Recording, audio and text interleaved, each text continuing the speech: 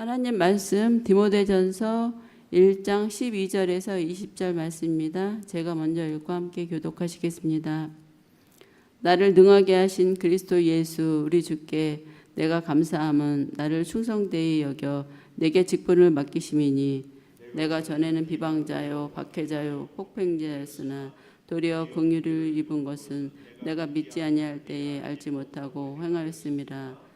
우리 주의 은혜가 그리스도 예수 안에 있는 믿음과 사랑과 함께 넘치도록 풍성하였도다. 믿보다 모든 사람이 받을 만한 이 말이여, 그리스도 예수께서 죄인을 구원하시려고 세상에 임하셨다 하였도다. 죄 중에 내가 괴순이라. 그러나 내가 긍휼을 입은 까닭은 예수 그리스도께서 내게 먼저 일체 오래 참으심을 보이사 후에 주를 믿어 영생 얻는 자들에게 본이 되게 하려 하심이라.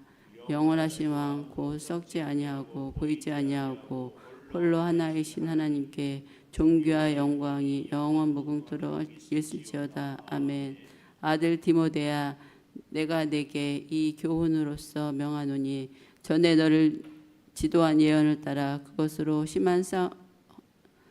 선한 싸움을 싸우며 믿음과 착한 양심을 가지라. 어떤 이들은 이 양심을 버렸고 그 믿음에 관하여는 파선하였느니라. 함께 보겠습니다. 알렉산더가 있으니 내가 사탄에게 내준 것은 그들과 훈계를 받아 신성을 모독하지 못하게 하려 함이라. 아멘.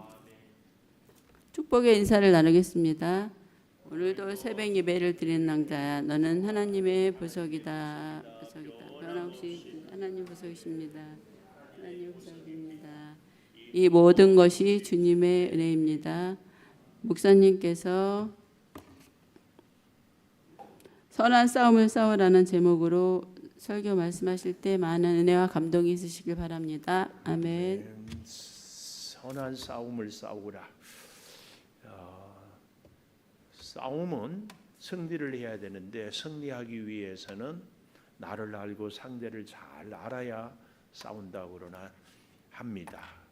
근데 진짜 승리는 싸우지 않고 이기는 건데 오늘 본문은 왜 싸우라고 할까? 믿음의 선한 싸움을 싸우려 할 때에 이 싸움은 다른 그 어떤 악한 세력과 혹은 다른 사람들과의 싸움보다 더 중요한 싸움이 바로 내 자신과의 싸움을 이야기하고 있습니다. 오늘날도 우리가 믿음 생활을 하는데 가장 어려운 것이 내 자신과의 싸움입니다. 오늘 이 새벽에도 우리가 기도하러 올 때에도 오늘 하루만 쉬었다 가면 어떨지 이런저런 생각들이 참 많지요. 그러나 다 뒤로 하고 오는 것. 그래서 사실은 신앙생활은 매 순간 싸움입니다. 이 믿음의 선한 싸움, 그러니까 악한 싸움이 아니라 선한 싸움이 뭐예요?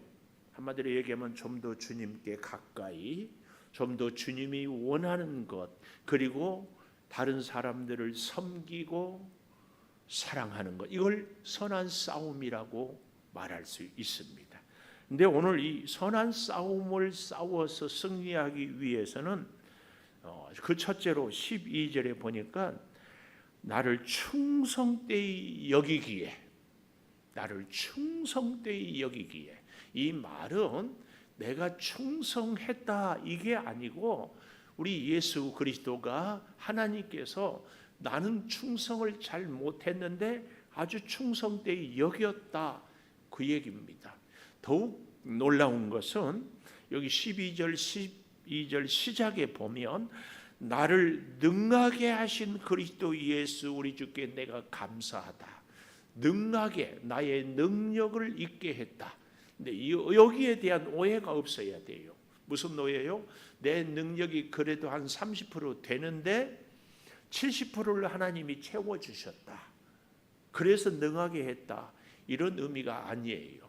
우리는 종종 이렇게 기도하지. 하나님, 내가 준비했습니다. 하나님, 내가 노력했습니다. 하나님, 이 일에 대해서 내가 공부를 많이 했습니다. 하나님, 이 일에 대해서 예산도 자본도 동역자도 그리고 거래처도 다 준비했습니다. 하나님, 이제 조금만 도와주세요. 네, 이렇게 우리는 이 기도를 하고 합니다.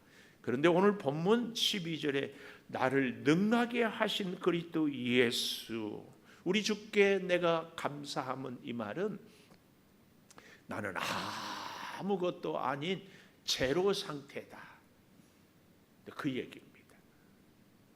나는 말씀을 순종할 수 있는, 충성할 수 있는, 선한 싸움을 싸울 수 있는 이런 존재가 아니고, 예수 그리스도를 알지도 못했고 믿으려고 노력도 하지 않았고 충성하려고 꿈에도 생각도 못했는데, 그런 나를 완전한 무에서 100% 하나님의 은혜로 나를 세우고 충성되이 여겨 주셨다, 그 얘기입니다. 이게 이제 중요한 게, 나중에 가보면은 이걸 은혜라고 이렇게 얘기할 수 있거든요. 그러니까 우리의 모든 것의 출발, 그리고 행동할 수 있는, 살아갈 수 있는 모든 근본은 은혜다. 이걸 우리는 꼭 기억해야 합니다. 오늘 새벽에도 내가 내 의지로, 내가 내 노력을 해서 새벽에도 왔으니까 하나님께서 나를 이제 나머지만 도와주세요, 이게 아니라 하나님께서 우리로 하여금 기도할 수밖에 없도록 감동도 주시고 환경도 허락하시고 우리에게 모든 기도의 소원도 주셔서 기도하게 한다, 이제 그 얘기입니다. 이게 나를 능하게 하신, 오늘 사랑하는 여러분, 저와 여러분은 하나님 앞에서 완전한 무의 존재입니다. 아무것도 내세울 수 없어요. 내 자신도 우리가 컨트롤할 수 없고, 우리가 양육하고 뒷바라지하고 희생을 참 많이 했잖아요, 우리 자녀들을 위하여서. 근데 오늘날 우리 한국 교회의 기가 막힌 현실, 한국 교회의 비극, 우리의 사랑하는 자녀들이 믿음에서 많이 멀어져 살아요. 이거 어쩔 수 없는, 나를 능하게 하신 그리스도 예수, 우리 주께 내가 감사하는 것은 뭐라고요? 나를 충성되이 여겨주셨다. 내가 충성해서가 아니라 나를 충성한 자라고 인정해 주셨다, 그 말씀입니다. 더더구나 이렇게 충성되이 여길 뿐만 아니라 내게 직분을 맡겨주셨다. 사명이죠. 그래서요, 예수 그리스도가 나를 능하게 하시고 내가 그래서 감사하는 것은요, 이런 겁니다. 나의 지나간 과거에 대한 죄를 용서해 주신 것에 대한 감사. 그런데요, 이 죄에 대한 용서에 대한 감사는 하나님 내 죄 사해 주셨으니까 감사합니다. 하나님 내 모든 허물을 다 사해 주셨으니까 감사합니다. 여기서 끝나는 것은 진정한 충성스러운 자가 충성스럽게 여겼다고 생각하는 사람이 아닙니다. 우리의 삶은 늘 과거에 멈추어서는 안 됩니다. 과거에 멈춰서는 안 돼요. 제가 어제도 우리 교회에서 연세가 가장 높으신 우리 이정순 권사님을 신방하면서요, 시편에 너의 청춘을 새롭게 해준다고 그랬어요. 연세가 90이 넘었는데 청춘이라고 얘기하면은 피부에 닿아요, 와닿지 않아요? 뭐 연세가 90이 넘었는데 무슨 청춘이냐고 이렇게 말할 수 있잖아요. 근데 나이 든 사람과 청춘, 젊은 사람의 가장 확실한 차이가 있어요. 나이 든 사람은 늘 뭘 얘기해요? 지나간 과거를 얘기해요. 왕년에 내가 이러이러했다, 뭐 이러이러했다. 근데 진짜 웃기는 것은요, 우리 교회 어린 아동부 아이들하고 이렇게 보면은요, 유치부 애들한테 그러고 자기가 인생을 다 산 것처럼 이렇게 뭐 혼도 내기도 하고 설명도 하기도 하고 그렇더라고. 너무 재밌어요, 애들 노는 거 보면. 근데 청춘은요, 과거를 얘기하지 않아요. 늘 미래를 얘기해요.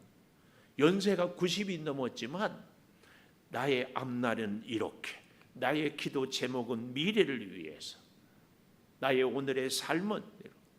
그래서 우리 권사님 얘기를 들어보니까 무릎에 이 연골에 주사를 5번 맞아야 돼. 근데 너무 아프대요. 그래서 미래를 얘기하고 생각을 해야 돼. 연골이 튼튼해지고 무릎이 아프지 않으면 더 부지런히, 그리고 아프지 않는 다리로 복음을 전하고, 내가 남은 여생 언제까지 살지는 모르지만 전도자로 일꾼으로 살게 해 주십시오. 이건 청춘입니다. 청춘. 우리는 늘 미래에. 그래서 그랬잖아요. 사탄은 우리의 과거를 물고 늘어져요. 성령은 우리의 늘 미래를 얘기합니다. 그래서 야곱이 이스라엘이고 아브라함이 되는 거죠.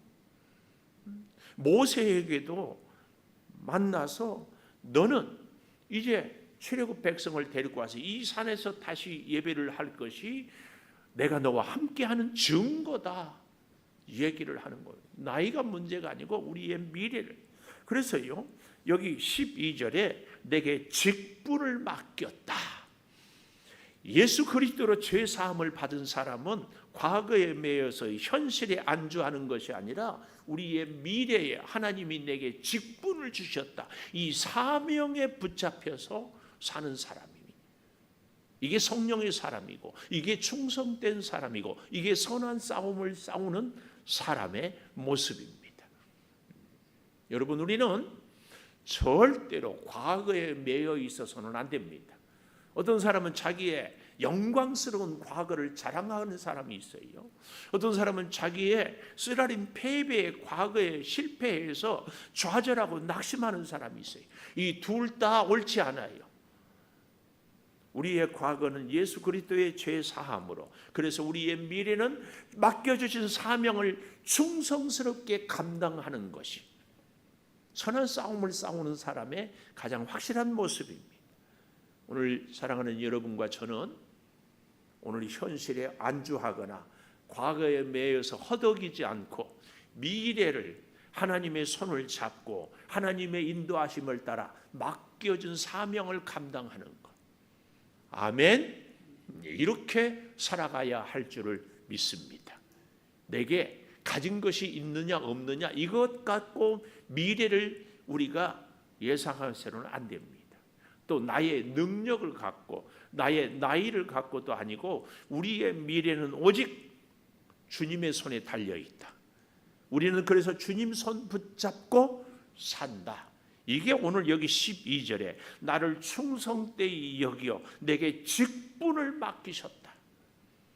우리의 직분은 우리의 미래입니다.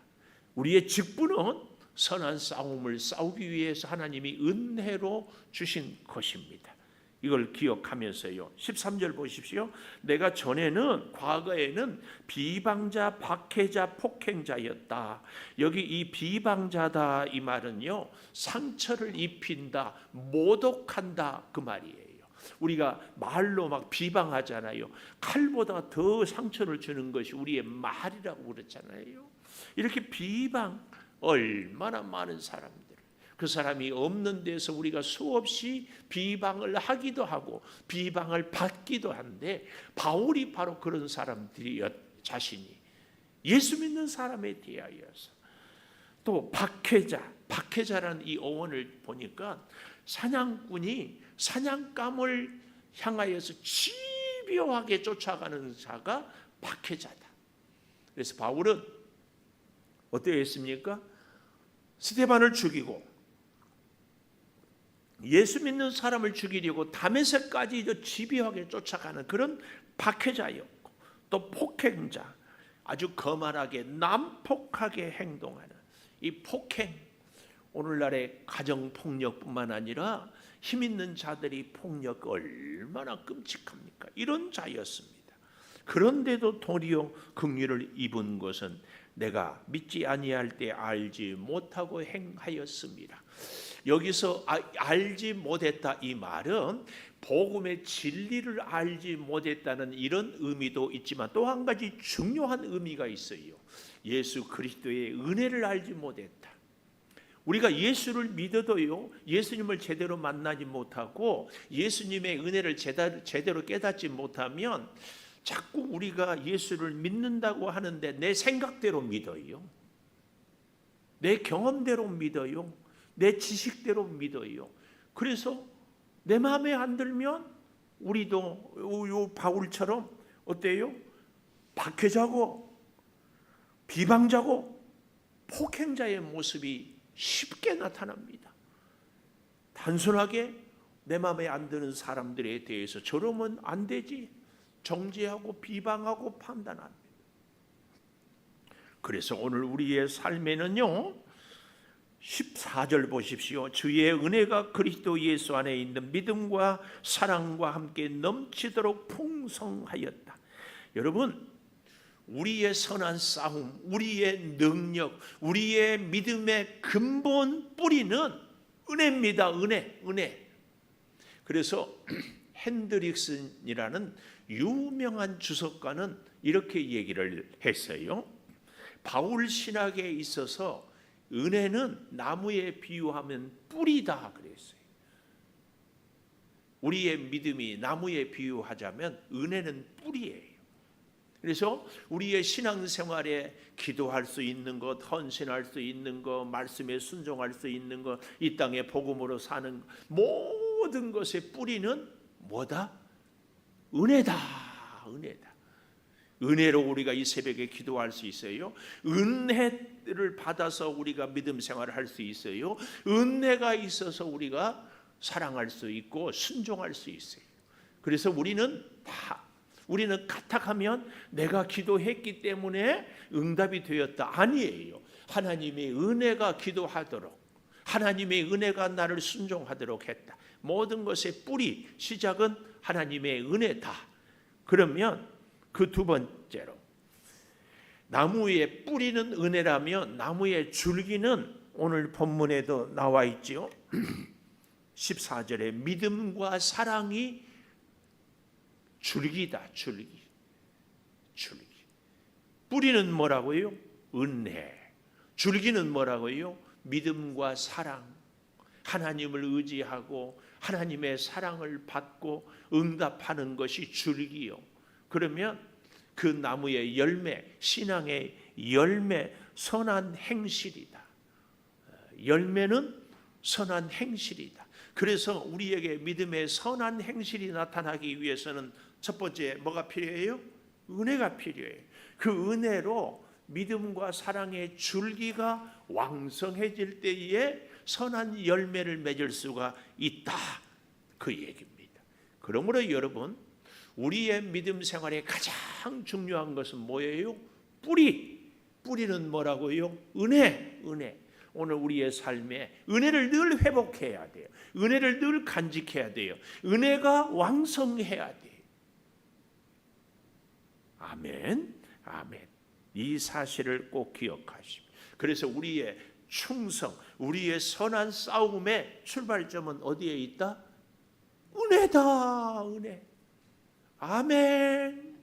두 번째, 선한 싸움을 싸우기 위해서 충성되이 여겼기 때문이요. 두 번째 16절에 보니까 맨 마지막에 영생 얻는 자들에게 본이 되게 하려 하십니다. 선한 싸움을 싸우게 하는 것은 본이 되게 하려고. 그런데 이 본이 되게 하려 하는 것에 대한 오해가 좀 없어야 돼요.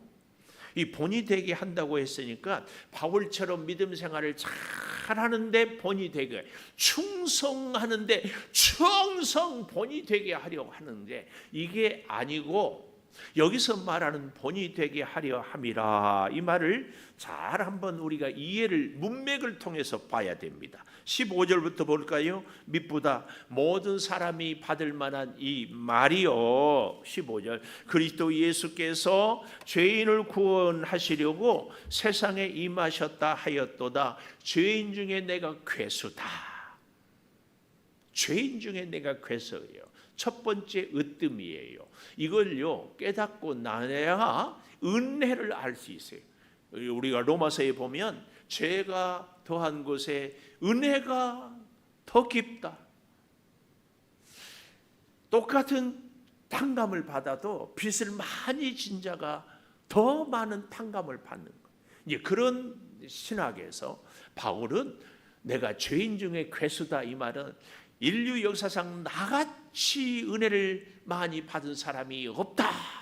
그래서 내가 죄인 중에 괴수다, 그 얘기입니다. 이것은요 하나님을 제대로 만나면 와, 어째 나 같은 인간을 하나님이 용서해 주셨을까? 이걸 깨달아지는 것. 이게 바울 신학의 핵심입니다. 내가 죄인 중에 괴수다. 다 용서해도 나 같은 사람은 용서할 수가 없는데, 그런데 내가 용서받았어. 그래서 내가 죄인 중에 괴수예요. 16절, 그러나 내가 긍휼을 입은 까닭은, 내가 죄인 중에 괴수인데도 긍휼을 사랑을 입은 까닭은 예수 그리스도께서 내게 먼저 일체 오래 참으심을 보이사 후에 주를 믿어 영생 얻는 자들에게 본이 되게 하려 하십니다. 이게 뭐예요? 세상에 오는 많은 믿음의 후배들에게, 후손들에게 바울이 본이 되었어요. 무슨 본? 바울 같은 인간도 용서했는데 믿음의 후손들아, 너희 중에 누구도 용서 못할 사람이 없다. 이것에 본이 되었다, 그 말이에요. 여러분, 가룟 유다가 회개했으면 구원 받는다, 못 받는다? 당연히 구원 받지요.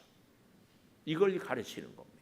바울 같은 인간도 스데반을 죽이고 예수 믿는 사람들을 쫓아가서 죽이려고 박해자가 되어서 다메섹까지 가는 그런 바울, 아주 예수 믿는 사람들이라면 인간 이하로 취급하고 씨를 말리려고 했던 바울, 그런 사람도 살려주고 구원했다.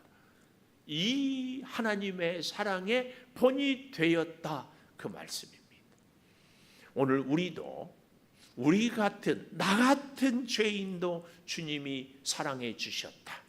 그러니 누구도 용서 못할 사람이 없다. 이 하나님의 사랑에 덧입는 본이 되는 것, 이것입니다. 이것이 선한 싸움의 승리의 비결입니다. 꼭 기억하십시오. 본이 되게 하려 했다, 그 말씀. 그래서요 17절, 영원하신 왕, 썩지 않고 보이지 않고 홀로 하나이신 하나님께 존귀와 영광이 영원 무궁하도록. 와, 나 같은 사람을 살려줘.